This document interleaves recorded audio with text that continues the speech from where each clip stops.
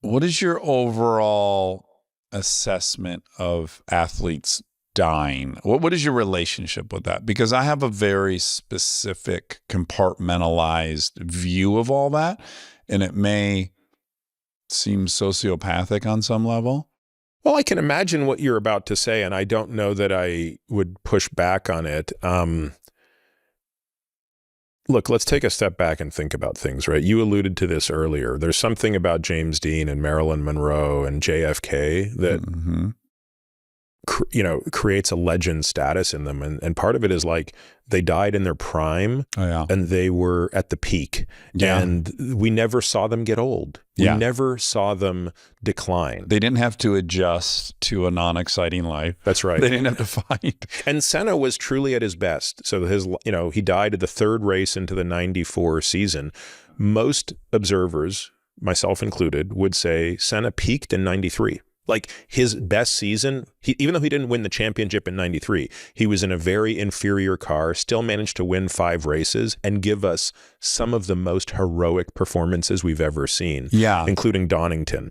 And so when you have a person who dies at their prime, doing the thing they love, there's a part of you that says there are worse ways to go. The context is such that it is sadder than I think it would normally be, in that one guy already died, another guy almost died, and he had those reservations about driving. That complicates my, verdict on the whole thing. But in general, I find that I sometimes am talking to people, and the singular measure of life for a lot of people is just longevity. Right, it's just duration. And I look at some of these people. I remember when Paul Walker died, and this is probably... Did you know Paul? I never met Paul.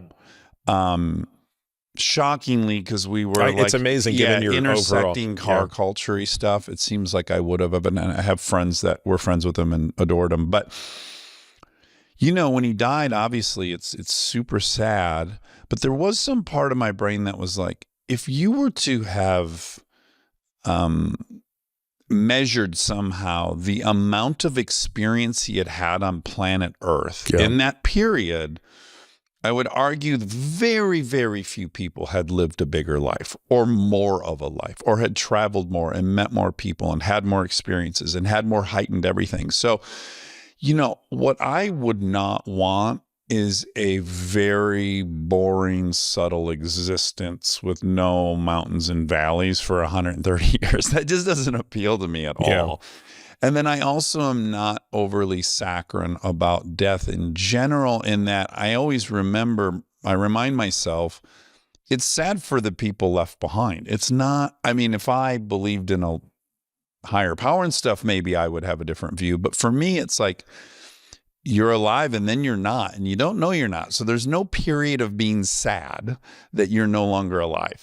So when I just put all these things into evaluating, I don't know that I'm as sad as other people are, because I think a lot of these people ended up living 10x the life of someone that lives to be 110.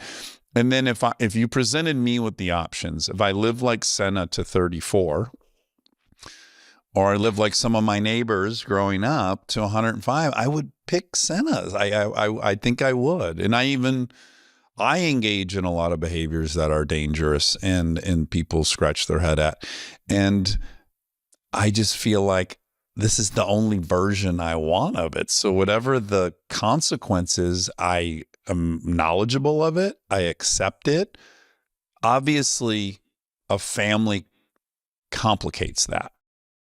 Yeah, I was just about to ask you that question, right? So the legend has it that Enzo Ferrari used to keep tabs on his drivers based on different milestones in life, and he would discount their lap times based on that. So once a driver had a girlfriend, 2/10 slower. Right. Once he got married, 5/10 slower. Once he had a kid, 1 second slower. Yeah. And it's just like, as the stakes get higher, you naturally just can't be all out anymore. It's interesting. So there's things I do where that crosses my mind, and there are other things that simply don't.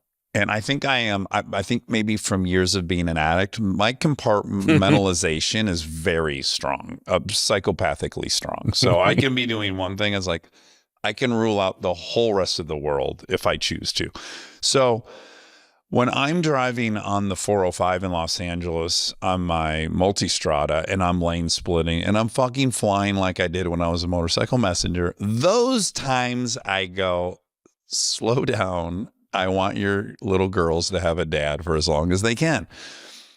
But when I'm on the track, just Monday at COTA, no one entered that's why I like the activity, is not only did no one in my life enter my mind, none of my problems entered my mind, none of my anxieties entered my mind, none of my goals in life were on the table.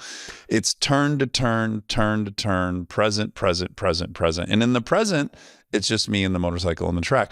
And for me, that buys me so much in the rest of my life. It is like, I imagine what people who do 3-month retreats in India get from meditating. It's just this very specific, elevated moment of clarity and presence that I don't know how I would get otherwise. So in that situation on the track, I don't ever think about it. I had a single moment where I had a race in Fontana, and it was when our oldest daughter, Lincoln, was probably only about 11 months old. She had never had a big cold yet or a sickness. And so she was really sick, which made her, if you have kids, you know, extra snuggly, extra docile.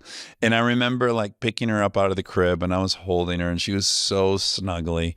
And I did think, I got to get on the road to get to Fontana. And I thought, I really should stay here the rest of the day and snuggle this little girl. And the whole ride to Fontana, which is pretty far from where I live in LA, the conversation was, okay, you've gotten 5 trophies this year. What are we after? What is the number of trophies before the ego feels like you did it? You're a big boy. You're a man. What's the number? We should at least know. Are we after 20 trophies? Are we after 3? Is 4 enough? And I do think that line of thinking does enter my mind on many topics. Like, how many movies did you want to direct? You should kind of know. You shouldn't just kind of aimlessly be doing it. So it's interesting. I bounce back and forth, but I did decide after Fontana, I'm like, I'm giving this a rest. Also, a dude in the same series died in Europe. It runs the Super Trofeo series, I think ran in 3 continents, and a guy burnt to death that same weekend. And so I was like, all right, we're not doing this. We did it. We're proud of ourselves. We're a man. We're all grown up, and we're going to stop this. And about 2 years ago, I was like, I think I'm ready to race again. So it just changed.